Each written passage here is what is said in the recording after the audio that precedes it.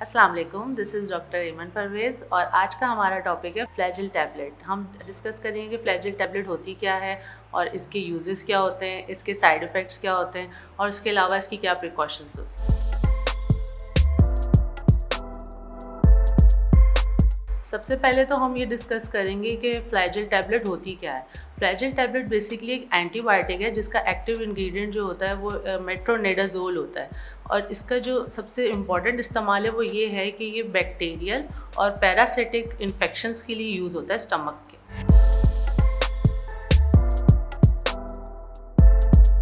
अब हम बात करेंगे फ्लैजिल के यूजेस के बारे में। जो सबसे ज़्यादा इसका इम्पॉर्टेंट यूज़ है जो कि डॉक्टर भी जिसके लिए इसको प्रिस्क्राइब करते हैं वो है इसका लूज़ मोशन में इस्तेमाल होना, यानी कि डायरिया जो कि स्टमक इन्फेक्शन की वजह से होता है। आजकल जैसे मौसम इस तरीके का है, बारिश के मौसम में इस तरीके मानसून सीज़न में बहुत ज़्यादा स्टमक इशू, गैस्ट्रो इशू हो जाते हैं जिसकी वजह से ये आपको लूज़ मोशन का बहुत ज़्यादा इशू होना शुरू हो जाता है। तो इसमें ये बहुत ज़्यादा प्रिस्क्राइब की जाती है।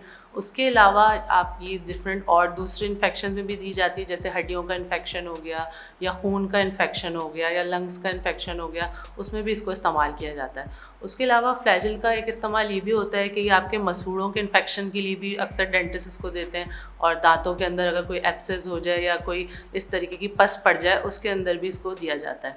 उसके अलावा ये आपके पाँव के अल्सर के लिए भी इसको दिया जाता है, कुछ पाँव में अल्सर हो जाता है तो उसके अंदर भी इसको दिया जाता है। और उसके अलावा ये आपके जेनाइटल ट्रैक्ट, आपके यानी मेल रिप्रोडक्टिव पार्ट और फीमेल रिप्रोडक्टिव पार्ट के जो इन्फेक्शन होते हैं उसमें भी इसको दिया जाता है। और उसके अलावा फ्लैजिल को जो है वो सर्जरी के बाद बहुत से इन्फेक्शन हो जाते हैं उसके अंदर भी इसको इस्तेमाल किया जाता है।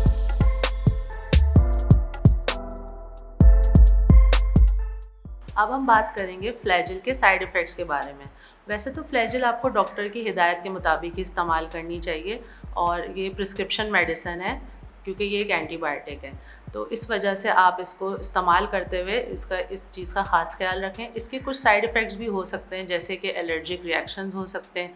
उसके अलावा फ्लैजिल इस्तेमाल करने से कुछ लोगों को चक्कर भी आते हैं और उसके अलावा जैसे नींद की डिस्टर्बेंसेस हो सकती हैं। उसके अलावा सर में दर्द हो सकता है इसके इस्तेमाल से और साथ साथ या मसूड़ों से खून आने की शिकायत भी होती है। कुछ लोगों को बहुत ज़्यादा ब्राइट लाइट या तेज़ रोशनी से जो है वो इशू होता है।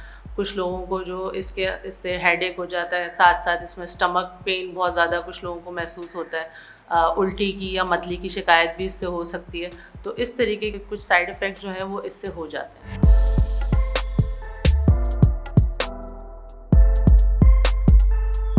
अब हम बात करेंगे कि फ्लैजिल को हम इन्हें इस्तेमाल कैसे करना है। फ्लैजिल को इस्तेमाल करने के लिए आपने पानी के साथ इसको लेना होता है और कोशिश ये करनी होती है कि आपने इसको च्यू नहीं करना, यानी इसको चबाना नहीं है और इसको क्रश करके नहीं लेना। उसके अलावा आपने इसको कोशिश ये करनी है कि आपने खाने के बाद इसको इस्तेमाल करना है और ये कितने दिन तक लेनी है ये आपका डॉक्टर आपको प्रिस्क्राइब करेंगे। उसके अलावा जो इसका इनिशियल डोज होता है वो 800 mg होता है जो कि डॉक्टर अक्सर प्रिस्क्राइब करते हैं, लेकिन फिर भी ये डॉक्टर के हिदायत के मुताबिक ही आपको इस्तेमाल करनी चाहिए।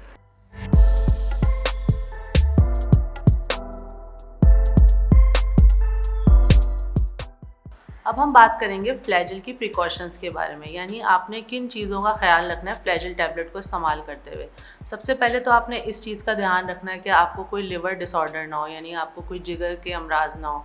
उसके साथ साथ आपने इस चीज़ को भी ज़रूर मद्देनज़र रखना है कि आपको किडनी फेलियर ना हो या किडनी आपकी डायलिसिस पे ना हो।